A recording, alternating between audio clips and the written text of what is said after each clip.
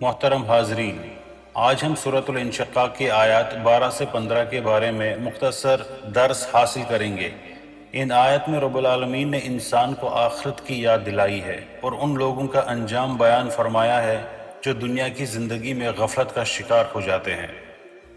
رب العالمین فرماتا ہے کہ جو شخص اپنے اعمال کی فکر نہیں کرتا اور آخرت کو بلا دیتا ہے، وہ قیامت کے دن بھڑکتی ہوئی آگ میں داخل ہوگا۔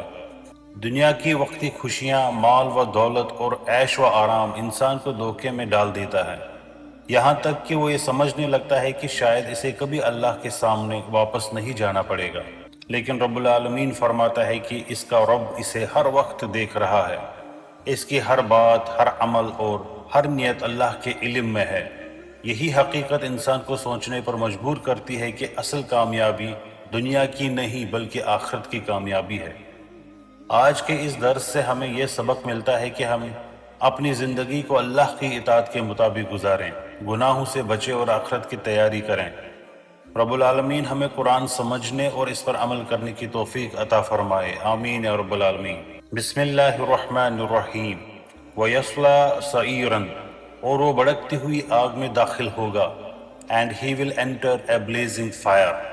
رب العالمین نے ان لوگوں کے انجام کو بیان فرمایا ہے جو دنیا کی زندگی میں آخرت سے غافل رہتے ہیں۔ یہ آیت انسان کو اپنی زندگی، اعمال اور آخرت کے بارے میں غور و فکر کرنے کی دعوت دیتی ہے۔ رب العالمین فرماتا ہے کہ ایسا شخص بھڑکتی ہوئی آگ میں داخل ہوگا۔ اس سے مراد جہنم کی سخت اور خوفناک آگ ہے جو کافروں اور نافرمان لوگوں کے لیے تیار کی گئی ہے۔ یہ سزا اس وجہ سے ہوگی کہ وہ دنیا میں اللہ کی نافرمانی کرتے رہے اور آخرت کی تیاری نہ کی۔ اِنَّهُ كَانَ فِي أَهْلِهِ مَسْرُورًا، بے شک وہ اپنے گھر والوں میں بڑا خوش رہتا تھا۔ Indeed he had been joyful among his people۔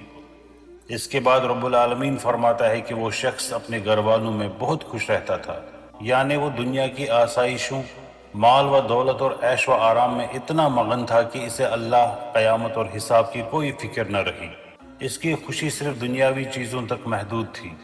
اِنَّهُ ظَنَّ أَن لَّن يَحُورَ، اس نے سمجھ رکھا تھا کہ وہ کبھی واپس نہیں لوٹے گا۔ Indeed he thought he would never return to Allah۔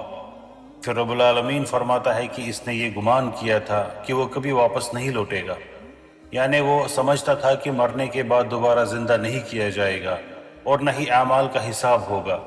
یہی غلط سوچ انسان کو گناہوں میں مبتلا کر دیتی ہے۔ بلا ان ربہ کان بہ بصیرا، کیوں نہیں، یقیناً اس کا رب اسے خوب دیکھ رہا ہے۔ Yes indeed, surely his Lord is ever watching him۔ آخر میں رب العالمین ارشاد فرماتا ہے کہ کیوں نہیں، بے شک اس کا رب اسے خوب دیکھ رہا ہے۔ اس آیات میں بتایا گیا ہے کہ اللہ رب العالمین انسان کے ہر عمل، ہر بات اور ہر نیت سے پوری طرح واقف ہے۔ کوئی چیز اللہ سے چھپی ہوئی نہیں ہے۔ قیامت کے دن ہر انسان کو اپنے اعمال کا حساب دینا ہوگا۔ ان آیت سے ہمیں یہ سبق ملتا ہے کہ دنیا کی زندگی عارضی ہے اور اصل کامیابی آخرت کی کامیابی ہے۔ انسان کو چاہیے کہ وہ اللہ کی اطاعت کرے، نیک اعمال کرے اور ہمیشہ یہ یاد رکھے کہ ایک دن اسے اپنے رب کے سامنے حاضر ہونا ہے۔ والسلام۔